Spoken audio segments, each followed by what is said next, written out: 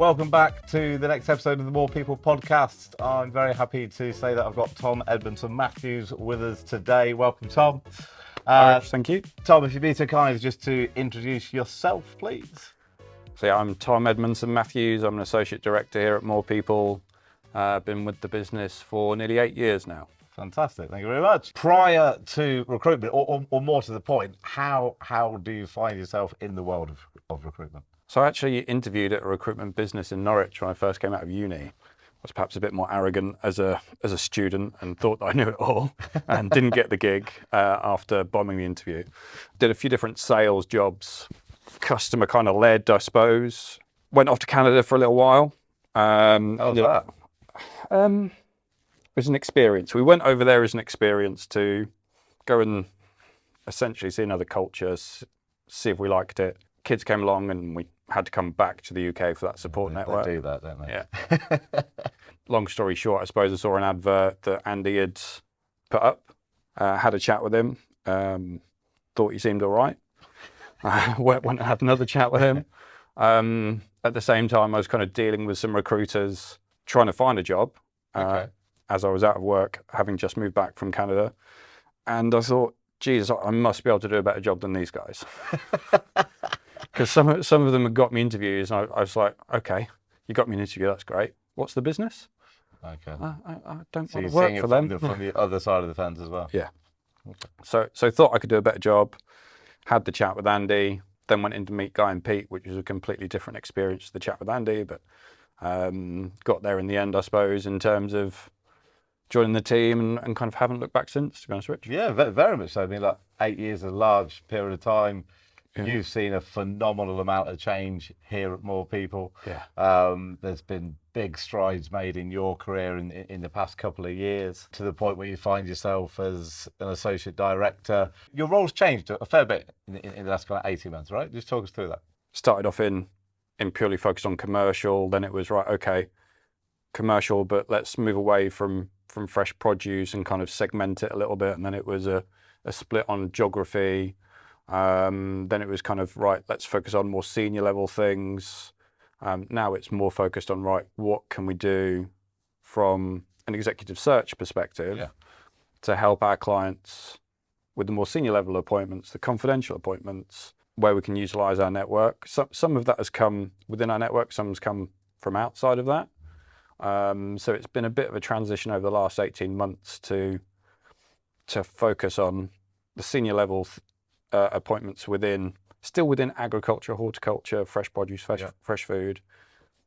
But sometimes we haven't been able to rely on the database as much as I have done previously. Yeah, it's a proper search model. Yeah. It's going out there, kissing a lot of frogs, having a lot of exploratory meetings and dinners and drinks and what have you. But also utilising the network that we have got to say, right, it's not right for you. Yeah. Who do you know? Yeah. That's not only that, it's who do they then know? And you go down and down rabbit holes. You do, but you get to meet a lot of very interesting people. And I think the search piece is something that I've played a part in and attended many a meeting with you, but I think it's hugely exciting when you think some of the businesses that we have represented and are representing, it's different. And I, without putting words into your mouth, I think being able to go out to the same talent pool, but with something totally different, seems to be getting more bites, right? Would you say? It's not always the case, but it's tended to be the case that when it is clients that are willing to go down that retained recruitment model, it's typically a really exciting project, and it's an exciting business. It's an exciting time to go and talk to people about. That has actually been not necessarily refreshing, but it's been really nice and a good change of pace compared to, okay, I've got an account manager here. Why is that any different to any other account manager job? Well, the business is great and the culture's good, but it's not quite as exciting as, Jesus, this could be a massive journey and there's equity involved or on offer, etc. So it's been a change of pace. All of the databases, all of the different search models that we have, I mean, we go out to a huge audience, and quite often, and quite rightly so, our client base won't see a lot of the legwork and hard work that goes in at the background. But being able to go out there and talk to these ladies and gentlemen about various different options, both you're having that conversation about the here and now, but you're having that conversation about what might be right in 2, 3, 4 years' time, whether it be succession planning for their own role, their own family to a degree, what's going on, what's happening. But we do have to talk to a heck of a lot of people, right? Oh yeah, yeah. To reach that the senior level audience, or the people that are on that upward curve, which is what people tend to want as well. Understandably, if it's succession planning and you want a sales director, but then you also want that sales director to be knocking on the door of the MD's job in the next 5 years. You want people that are on that upwards curve. We have to go out there and speak to loads and loads of people to get an idea on culture fit, the journey that they're on, where their aspirations are, how they fit within the team and the organisation, and the ownership as well, and where that sits for them, and if it ticks enough boxes, as well as the clients also being happy with that fit. Yeah, and I think, look, as a sportsman yourself, famously taking, was it 7 wickets?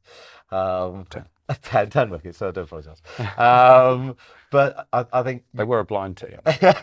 You're used to winning. You're used to going out there and winning. And in the world of recruitment, we're good. Our fill rate on contingencies 30 to 40%, which is above kind of national average, which is strong. But you're still signing up to a model where you lose 60% of the time. And that's a hard mindset shift. On the search piece, obviously, our fill rate is very, very, very high.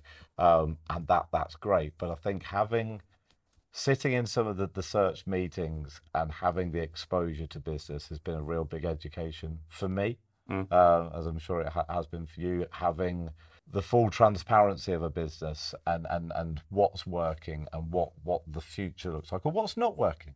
And that vulnerability from very big senior individuals has been class for us, because it's enabled us to look at ourselves differently, take a look at our business model, but then being able to go out to market with specifics, whether it be equity or whatever it may be, in a bid to seduce some of these candidates into just a conversation with us before we get to having maybe a glass of wine or a coffee, before then maybe getting them to have a conversation with the client.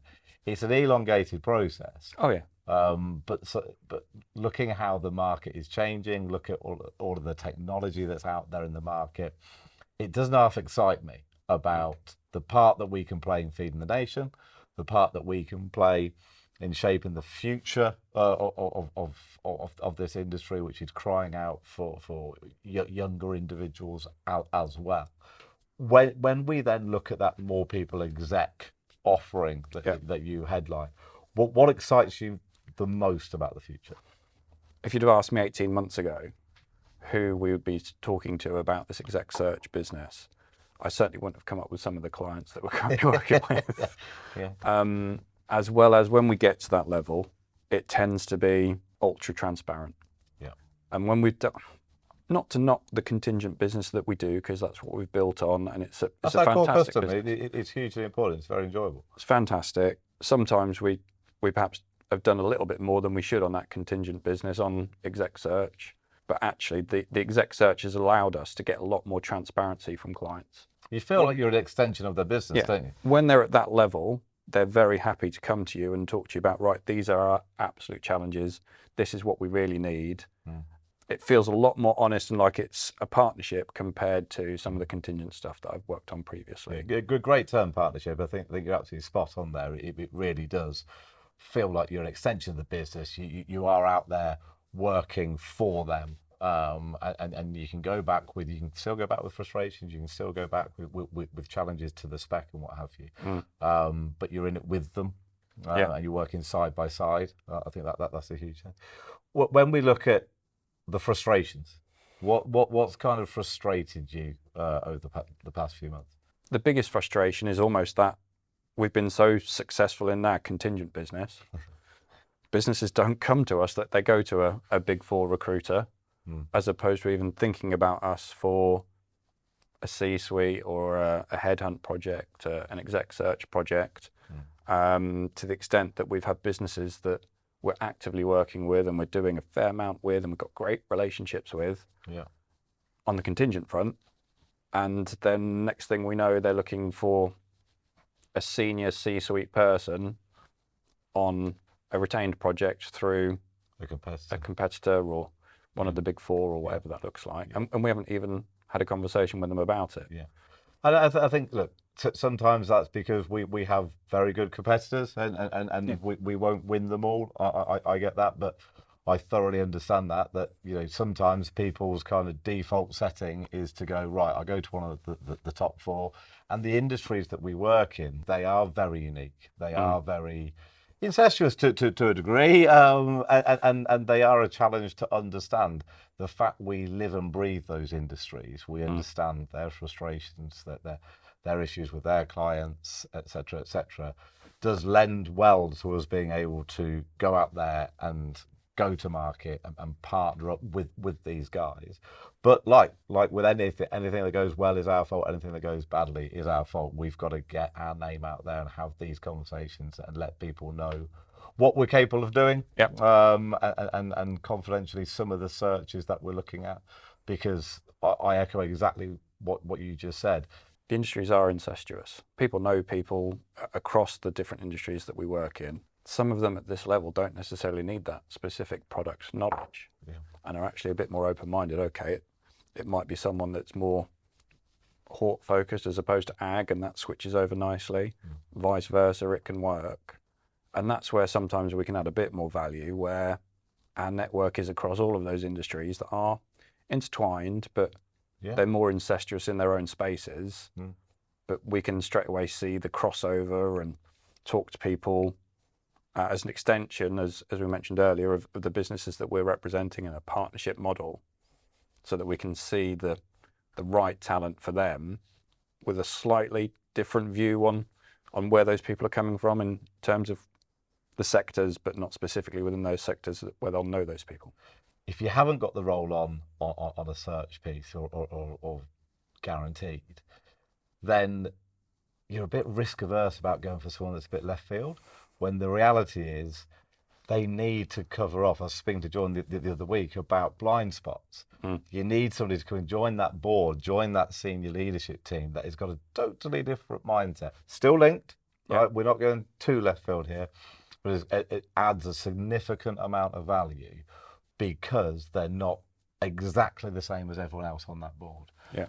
And I think that's absolutely key to us adding value. But don't get me started on diversity and everything else. We'll be here forever.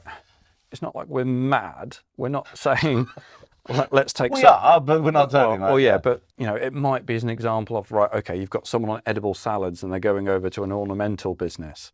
You've got someone who's got vegetable experience and they're moving over to a salad business or a fruit business that's... et cetera, et cetera. It's not like it's completely crazy. Here's a massive corporate person from Nestle that's not going to be a fit in terms of the pace that the products move at and the culture and the structure that person's used to having around them. We're not going completely... But play that out. It could be the right move to do, but we'd have to have the full exposure to the business needs and requirements to understand it, because the right person for that role could be totally out of food. But I think we have to get the transparency and the commitment in the early stages enables us to obviously put a couple of other options in front of people. If they need someone to come in and bring in loads more processes and procedures, controls, then you can move it slightly towards that more rigid type of business.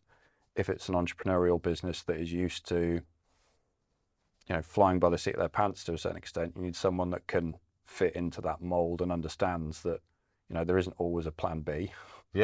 And in these industries that we work in as well, stuff goes wrong all the time. There's sun shining today for the first time in a week, so orders will be going through the roof. Like, things change in our industries. We always have to be mindful of that and understand that the clients and the candidates need to both fit with each other on that front. Tom, it's been an absolute pleasure. Thank you very much for your time, and I'm sure we'll have you back again in the future. Cheers, mate. Cheers.